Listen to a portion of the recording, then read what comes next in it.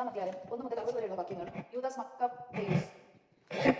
മത്താത്യാസിന്റെ പുത്രൻ മക്കാബേയോസ് എന്ന യൂദാസ് നേതൃത്വമെടുത്ത് സഹോദരന്മാരും പിതാവിന്റെ പക്ഷം ചേർന്ന് നിന്നവരും അവനെ സഹായിച്ചു. അവൻ ഉത്സാഹത്തോടെ ഇസ്രായേലിന് വേണ്ടി പോരാടി. അവൻ സ്വജനത്തിന്റെ കീർത്തി വരുത്തി.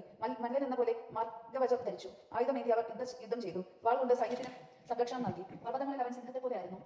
ഇരയ്ക്കായി അലർന്ന ഒരു സിംഹക്കുട്ടിയെ പോലെ. അധർമ്മികളെ അവൻ തെരഞ്ഞു പിടിച്ചു. ജനദ്രോഹികളെ അഗ്നിക്കിരയാക്കി. ദുർമാർഗികൾ ഭയന്ന് പിന്മാറി. ദുർത്തലർ പരിഭ്രാന്തരായി. അവന്റെ കീഴിൽ വിമോചനത്തിന്റെ മാർഗം തെളിഞ്ഞു. പല രാജാക്കന്മാരെ അവൻ പ്രകോപിച്ചു. എന്നാൽ യാക്കോബ് അവന്റെ പ്രവൃത്തികളിൽ സന്തുഷ്ടനായി. അവന്റെ സ്മരണ എന്നും അനുഗ്രഹീതമാണ്. യൂദായിലെ നഗരങ്ങളിലൂടെ അവൻ ചുറ്റി സഞ്ചരിച്ചു. ദൈവനിഷേധകരെ ഉന്മൂലനം ചെയ്തു. ഇസ്രായേലിൽ നിന്ന് ക്രോധം അകറ്റി. ഭൂമിയുടെ അതിർത്തികൾ വരെ അവന്റെ കീർത്തി വ്യാപിച്ചു. നശിച്ചുകൊണ്ടിരുന്നവരെ അവൻ ഒരുമിച്ച് കൂട്ടി. യൂദാസിന്റെ ആദ്യ വിജയം. അപ്പഡോണീസിയൂസ് വിജാതിയരെയും സമരിയായിൽ നിന്ന് വലിയൊരു സൈന്യത്തെയും ശേഖരിച്ച് ഇസ്രായേലിനെതിരെ യുദ്ധത്തിനൊരുങ്ങി. ഇതന്നെ യൂദാസ് അവനെതിരെ ചെന്ന് അവനെ തോൽപ്പിച്ച് വധിച്ചു. വളരെ പേർ മുറിവേറ്റ് വീണു. ശേഷിച്ചവർ പലായനം ചെയ്തു. എതിരാളികളെ അവർ കൊള്ളയടിച്ചു. അപ്പോൾ ഇനിയൂസിന്റെ വാൾ യൂദാസ് കൈക്കലാക്കി. മരണം വരെ അത് യുദ്ധത്തിന് ഉപയോഗിച്ചു. വിശ്വസ്തരും യുദ്ധസന്നദ്ധരുമായ അനുയായികളുടെ ഒരു വലിയ സൈന്യത്തെ യൂദാസ് ശേഖരിച്ചിരിക്കുന്നുവെന്ന് കേട്ട് സിറിയ സൈന്യത്തിന്റെ അധിപനായ സൊറാൻ പറഞ്ഞു, ഞാൻ ഇന്ന് രാജ്യത്ത് പേരും പെരുമയും നേടും. രാജകൽപ്പന അവഹേളിക്കുന്ന യൂദാസിന്റെ കൂട്ടർക്കുമെതിരെ ഞാൻ പൊരുതും. ഇസ്രായേലിനോടും പ്രതികാരം ചെയ്യുന്നതിൽ അവനെ സഹായിക്കാൻ ദൈവനിഷേധിതരുടെ ഒരു പ്രബല സൈന്യം അവനോടൊപ്പം പുറപ്പെട്ടു. അവൻ ബത്ത്ഹോറോൺ ചുരത്തോട് അടുത്തപ്പോൾ യൂദാസ് ഒരു ചെറിയ സംഘത്തോടു കൂടി അവനെതിരെ ചെന്നു. എതിരെ വരുന്ന സൈന്യത്തെ കണ്ടപ്പോൾ കൂടെയുള്ളവർ യൂദാസിനോട് പറഞ്ഞു, ഇത്ര ബൃഹത്തും ശക്തനുമായ ഒരു സൈന്യത്തോട് എണ്ണത്തിൽ വളരെ കുറച്ചു പേർ മാത്രമേ നമുക്ക് എങ്ങനെ പൊരുതാൻ കഴിയും? ഇന്നൊന്നും ഭക്ഷിച്ചിട്ടില്ലാത്ത നമ്മൾ തളർന്നിരിക്കുന്നു. അവർ പറഞ്ഞു, അനേകം പേരെ എളുപ്പത്തിൽ ഉപരോധിക്കാൻ കുറച്ചു പേർക്ക് കഴിയും. കാരണം രക്ഷ നൽകാൻ ഉപയോഗിക്കുന്ന സൈന്യം വലുതോ ചെറുതോ എന്നത് ദൈവദൃഷ്ടിയിൽ അപ്രധാനമാണ്. സൈന്യത്തിന്റെ വലുപ്പത്തെ ആശ്രയിച്ചല്ല യുദ്ധത്തിന്റെ വിജയം. ശക്തി ദൈവത്തിൽ നിന്നാണ് വരുന്നത്. നമ്മയെയും നമ്മുടെ ഭാര്യമാരെയും മക്കളെയും നശിപ്പിക്കാനും അടിക്കുവാനായി അധർമ്മികളായ അവർ അഹങ്കാരപൂർവ്വം നമുക്കെതിരെ വരുന്നു. നാം യുദ്ധം ചെയ്യുന്നത് നമ്മുടെ ജീവനും നിയമത്തിനും വേണ്ടിയാണ്. കർത്താവ് തന്നെ നമ്മുടെ മുന്നിൽ വെച്ച് അവരെ നിലംപരിശാക്കും. നിങ്ങൾ അവരെ ഭയപ്പെടേണ്ട. ഇത് പറഞ്ഞിട്ട് അവർ മിന്നലാക്രമണം നടത്തി. സൊറോർക്കിനും സൈന്യവും പരാജയപ്പെട്ടു. അവർ അവരെ ബത്ത്ഹോറോൺ ചുരത്തിലൂടെ സമതല വരെ പിന്തുടർന്നു. ശത്രുക്കളിൽ 800 പേർ കൊല്ലപ്പെട്ടു. ശേഷിച്ചവർ ഫിലിസ്തീയരുടെ നാട്ടിലേക്ക് പലായനം ചെയ്തു. അന്നു മുതൽ യൂദാസിനെയും സഹോദരന്മാരെയും കുറിച്ചുള്ള ഭയം വ്യാപിച്ചു. ചുറ്റുമുള്ള വിജാതിയർ പരിഭ്രാന്തരായി. അവന്റെ കീർത്തി രാജസന്നിധിയിലെത്തി.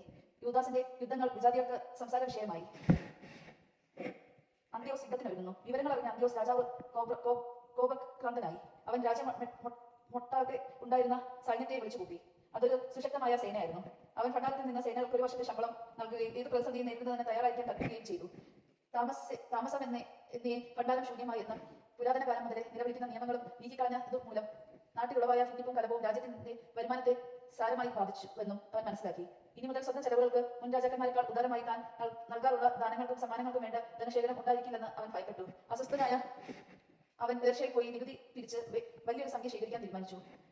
പ്രഗൽഭനും രാജവംശനുമായ ലിസിയാസിലെ യൂഫ്രട്ടീസ് നദി മുതൽ ഈജിപ്തിന്റെ അതിർത്തി വരെയുള്ള പ്രദേശത്തെ ഭരണകാര്യങ്ങൾ ഏൽപ്പിച്ചു. മടങ്ങി വരുന്നതുവരെ അവന്റെ മകൻ അന്ത്യോസിനെ സംരക്ഷിക്കാനും ലിസിയാസിനെ ചുമതലപ്പെടുത്തിയിരുന്നു. ഭടന്മാരിലും ആനകളിലും പകുതി അവനെ ഏൽപ്പിച്ചു. ചെയ്യേണ്ട കാര്യങ്ങളെക്കുറിച്ച് നിർദ്ദേശങ്ങൾ നൽകി. യൂദായിലെയും ജെറുസലേമിലും നിവാസികളെ സംബന്ധിച്ചുള്ള നിർദ്ദേശമായിരുന്നു. സൈന്യത്തെ അയച്ച് ഇസ്രായേലിനെയും ജെറുസലേമിൽ അവശേഷിച്ചവരെയും നിശേഷം നശിപ്പിച്ച് നാട്ടിൽ അവരുടെ സ്മരണ പോലും ഇല്ലാതാക്കുക. അവരുടെ പ്രദേശങ്ങളിലെല്ലാം വിദേശീയരെ വസിപ്പിച്ച് നാട് ഭിന്നിച്ചു കൊടുക്കുക. പകുതി സൈന്യമായി 147 വർഷം രാജാവ് തലസ്ഥാനമായ അന്തോഖ്യയിൽ നിന്ന് യാത്ര പുറപ്പെട്ടു. യൂഫ്രട്ടീസ് നദി കടന്ന് ഉദരപ്രദേശങ്ങളിലൂടെ മുന്നേറി. ഗോർജിയാസും നിക്കാനോറും രാജാവിന്റെ സ്നേഹിതന്മാരും ശക്തന്മാരായ ഡോറിമെനേസിന്റെ പുത്രൻ ടോളമി, നിനാക്കനോർ, ഗോർജിയാസ് എന്നിവരെ ലിസിയാസ് തിരഞ്ഞെടുത്തു. അവരെ രാജകൽപ്പന പ്രകാരം യൂദാദേശം നശിപ്പിക്കാൻ 40,000 പേരുടെ കാൽപ്പടയോടും 7,000 പേരുടെ കുതിരപ്പടയോടും കൂടി അങ്ങോട്ട് അയച്ചു. അവർ സൈന്യം മുഴുവനോട് കൂടി പുറപ്പെട്ടു. എമാവുസിന് സമീപമുള്ള സമതലത്തിൽ അവർ പാളയമടിച്ചു. ആ പ്രദേശത്തെ വ്യാപാരികൾ അവരെക്കുറിച്ച് പറയപ്പെട്ടിരുന്നത് കേട്ട് ഇസ്രായേലിനെ അടിമകളാക്കി വാങ്ങാൻ ധാരാളം വെള്ളിയും സ്വർണവും ഒപ്പം ചങ്ങലകളുമായി പാളയത്തിലേക്ക് ചെന്നു. സിറിയയിലും ഫിലിസ്തീനയുടെ നാട്ടിൽ നിന്നുള്ള സൈന്യങ്ങളും അവരോട് കൂടി ചേർന്നു. ആപത്ത് വർദ്ധിച്ചിരിക്കുന്നതായും ശത്രു സൈന്യം രാജ്യത്തിൽ പാളയമടിച്ചിരിക്കുന്നതായും യൂദാ സഹോദരന്മാർ പറഞ്ഞു. ജനങ്ങളെ നിശേഷം നശിപ്പിക്കാൻ രാജാവ് നൽകിയ കൽപ്പനയെ കുറിച്ച് അവൻ കേട്ടു. അവർ പരസ്പരം പറഞ്ഞു, നമ്മുടെ ജനത്തെ നാശത്തിൽ നിന്ന് നമുക്ക് പുനരുദ്ധീകരിക്കാം. ജനത്തിനും വിശുദ്ധ സ്ഥലത്തിനും വേണ്ടി പൊരുതാം.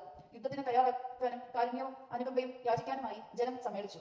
ജെറുസലേം മരുഭൂമിയിലെ വിജനമായി കിടക്കുന്നു. അവളുടെ മക്കളിൽ ആരും അകത്ത് കടക്കുകയോ പുറത്തു പോവുകയോ ചെയ്യുന്നില്ല. വിശുദ്ധ സ്ഥലം ചവിട്ടി മെതിക്കപ്പെട്ടിരിക്കുന്നു. വിദേശീയർ കോട്ട കൈയടക്കിയിരിക്കുന്നു. വിജാതിയർക്ക് അത് താവളമായി തീർന്നിരിക്കുന്നു. യാക്കോബിൽ നിന്ന് സന്തോഷം പോയി മറഞ്ഞു. കുഴലും വീണയും നിശബ്ദമായിരിക്കുന്നു. മിസ്പയിലെ സമ്മേളനം. അവർ ഒരുമിച്ച് ജെറുസലേമിനെതിരെയുള്ള മിസ്പയിലേക്ക് പോയി. അവിടെ പൂർവ്വകാലത്ത് ഇസ്രായേലിന് ഒരു പ്രാർത്ഥനാ കേന്ദ്രം ഉണ്ടായിരുന്നു. അന്ന് അവർ വസ്ത്രങ്ങൾ കയറി ചാക്കെടുത്ത് തലയിൽ ചാരപൂഷം ഉപസിച്ചു. കാര്യങ്ങൾ അറിയാൻ വിജാതിയർ ദേവി വിഗ്രഹങ്ങളോട് ആരാഞ്ഞതുപോലെ അവർ നിയമകേന്ദ്രം പരിശോധിച്ചു. അവർ പുരോഹിത വസ്ത്രങ്ങളും ആദ്യഫലങ്ങളും ദശാംശങ്ങളും കൊണ്ടുവരികയും വ്രതം പൂർത്തിയാക്കിയ സാസി ഇവരെ വിളിച്ചു കൂട്ടുകയും ചെയ്തു. അനന്തരം അവർ സ്വർഗ്ഗത്തിലേക്ക് നോക്കി ഉച്ചത്തിൽ വിളിച്ചു പറഞ്ഞു, ഇവരെ ഞങ്ങൾ എന്ത് ചെയ്യും? ഇവരെ എങ്ങോട്ട് കൊണ്ടുപോകും? അവിടുത്തെ വിശുദ്ധ സ്ഥലം ചവിട്ടി അശുദ്ധമാക്കിയിരിക്കുന്നു. അപരാധീനരായ പുരോഹിതന്മാർ വിലപിക്കുന്നു. ഞങ്ങളെ നശിപ്പിക്കാൻ വിജാതിയർ ഒത്തു ചേരുന്നു. അവരുടെ ഗൂഢാലോചനകൾ എന്ന് അറിയുന്നുവല്ലോ. അങ്ങയുടെ സഹായം ഇല്ലെങ്കിൽ അവരെ ചെറുത്ത് നിൽക്കാൻ ഞങ്ങൾക്ക് എങ്ങനെ കഴിയും? അനന്തരം അവർ കാഹളമൂതി വലിയൊരു നിലവിളി ഉയർന്നു. തുടർന്ന് യൂദാസ് ജനങ്ങൾക്ക് നേതാക്കന്മാരെ നിയോഗിച്ചു. 1000, 100, 50, 10 അങ്ങനെ വേർതിരിച്ച വിവിധ വ്യൂഹങ്ങളുടെ ആധിപത്യം അവരെ ഏൽപ്പിച്ചു. വീട് പണിയുന്നവരോ, വിവാഹ വാഗ്ദാനം ചെയ്തവരോ, മുന്തിരിത്തോട്ടം നട്ടുപിടിപ്പിക്കുന്നവരോ, ഭീരുക്കൾ ആയ എല്ലാവരും നിയമം അനുസരിച്ച് വീടുകളിലേക്ക് മടങ്ങാൻ അവൻ ആജ്ഞാപിച്ചു. അതിനുശേഷം സൈന്യം പുറപ്പെട്ട് എമാവൂസിന്റെ തെക്ക് ഭാഗത്തെത്തി പാളയമടിച്ചു. യൂദാസ് പറഞ്ഞു, മുറുക്കി ധീരായി നിൽക്കുവിൻ. നമ്മെ നമ്മുടെ വിശുദ്ധ സ്ഥലത്തെ നശിപ്പിക്കാൻ ഒത്തുകൂടിയിരിക്കുന്ന ഈ വിജാതരോട് യുദ്ധം ചെയ്യാൻ അതിരാവിലെ ഒരുങ്ങി നിൽക്കുവിൻ. നമ്മുടെ ജനത്തിന്റെയും വിശുദ്ധ സ്ഥലത്തിന്റെയും ദുഃഖസ്ഥിതി കാണുന്നതിനേക്കാൾ യുദ്ധത്തിൽ മരിക്കുകയാണ് നല്ലത്. ദൈവഹിതം നിറവേറട്ടെ.